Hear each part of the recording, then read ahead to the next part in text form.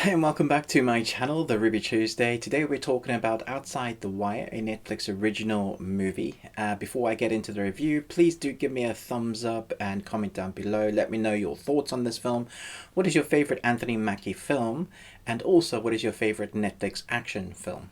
But for now, let's jump into the review. In the near future, a drone pilot sent into a war zone finds himself paired with a top secret android officer on a mission to stop a nuclear attack. So this film stars Anthony Mackie and Damson Idris as our main protagonists, and directed by Mikael Hafstrom. This film is a conundrum. Netflix have a weird track record with me. I do like their action films. We had one with Chris Hemsworth where the martial arts and the choreography in that was fantastic. There was a long one-take martial art action sequence that would rival parts of John Wick. This film has great action as well. Not as good as John Wick and not as good as Extraction, but close to. So there's definitely fun to be had here. But I actually didn't enjoy this film that much, which disappoints me because I really like Anthony Mackie. I think he plays the part well, though. I think he plays the action part well, though. Let me get that straight. When he's doing the action, he's very believable in the roles, the way he moves, the way he carries a gun, the way he carries himself when there's action choreographed scenes. I really believe him in those movements. So whether that was his stunt double, I'm not sure. I know he likes to do as much of the stunts as he can, so I do believe that it was mostly him. Which is great. And then we have the counterpart, the lieutenant, who is Mr. Idris. He was okay. The thing that I have issue with this film is that there's a tone and pacing. There's a lack of heart. There's issues here.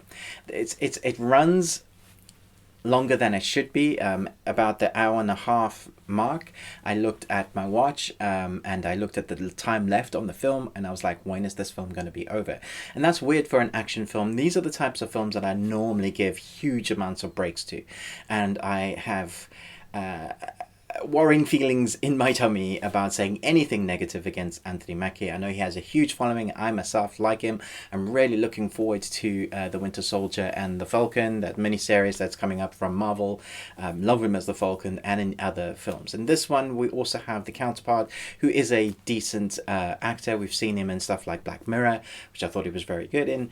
And so we have great actors. So what is the issue here? The issue, I'm wondering, is if it's the writing and the directing. So we have a director who's done a lot of horrors, also Escape Plan with Sylvester Stallone, and we have one of the writers who's mostly written games, stuff like The Division, or Rhyme. And so you put those two together and it feels like you're watching a game, but you never really have enough time to play the thing that you're watching because it's 2 hours long. They don't give enough time to backstory. So we have one of our main protagonists. He has a fiance and he does something wrong as a drone pilot, and that's the amount of backstory that he's given, no more. And then we have this drone played by Anthony Mackie, who the film never really knows what to do with him. Is he the Terminator with human characteristics, or is he human with Terminator characteristics? And so there isn't a lot there to play with for Anthony Mackie. He's mostly this kind of very solemn guy. There's stuff going on with him. There's a twist in the film that you can totally get. They revealed like it's a massive twist and you're like, yeah, I kind of knew that was coming. And so you then have to rely on stuff like score, and the score is excellent. Lorne Balfe is a fantastic composer. I loved every bit of the score, so that is definitely a plus in the film. The action sequences are good. They're not brilliant and they don't like rewrite the action sequences. There was one action sequence that I saw and I thought that was pretty cool. It feels like an amalgamation of films like nods from films, but it doesn't really ever really do its own thing. So like Elysium with Matt Damon, has that kind of mech characteristics, similar designs, similar, not quite the same.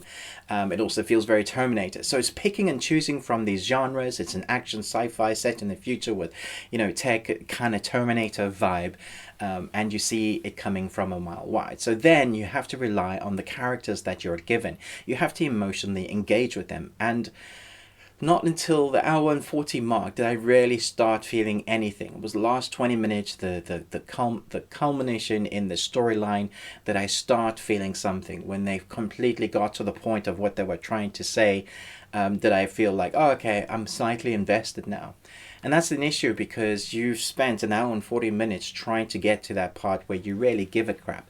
I stopped and started watching this film twice because I needed to go make myself a cup of tea and just kind of get myself in the zone again, because I was repeatedly clock watching. And that's very weird for me, who loves sci-fi, who loves action, who loves Anthony Mackie. And so you can sense the sort of frustration I had with this film, because I enjoyed the set pieces, the art design, the character design. I enjoyed the sci-fi of it. But really, the story is very basic. There is not a lot to go on here. You have your A to B bad guy generic MacGuffin. It's a MacGuffin that we used to get a lot in the 90s films. This thing that the bad guy has got that he's going to use to destroy the world. We're going back to that. And I kind of sighed when I thought, oh, okay, that's the main drive bad guy thing that they're going to use to, make the good guy try and get. And then we had a hero walk at the end of the film. It's like, really, this feels wrong. This doesn't feel like that sort of film. It's like you're kind of late 90s, early, just 2000s maybe. There's some cheese there, but it doesn't feel like a cheesy film. You've taken yourself really seriously. There's no real comedy. There's no levity. You've taken yourself a very serious action film. So then you have no levity. You don't really have many character traits to lean on. So you've just got to enjoy it for the action. And like I said, the action is there. You believe Anthony Mackie when he's buffing, bashing and shooting and doing the John Wick thing. And that is fun. But it can't carry 2 hours of film. So I was quite disappointed with this. So I'm going to give this a C+. And that's mostly because it's got a good score and it's got good action. I thought Anthony Mackie in those scenes were great, but he hasn't been given anything really. There's no emotional attachment really, so that when you are forced to care for your two main characters, you don't really. At least that's my opinion. Let me know what you thought. What is your favorite action film from Netflix? What is your favorite Anthony Mackie film? Do you like Black Mirror? So we have the mixture of director who's directed The Horrors and Escape Plan, so he kind of knows what he's doing with action. Depends on whether you like the Escape Plan. And then we have the writers from who write games, and so I thought that was interesting mix. This is what we've gotten. Thanks so much for watching this movie review. Let me know what you thought. Maybe you loved it, and that's absolutely fine. It's just my opinion, and what do I know at the end of the day? That's just coming from one dude on the internet, on the interweb, giving his thoughts. Hope you enjoyed this review, but most of all, until next time, remember, live long and Tuesday.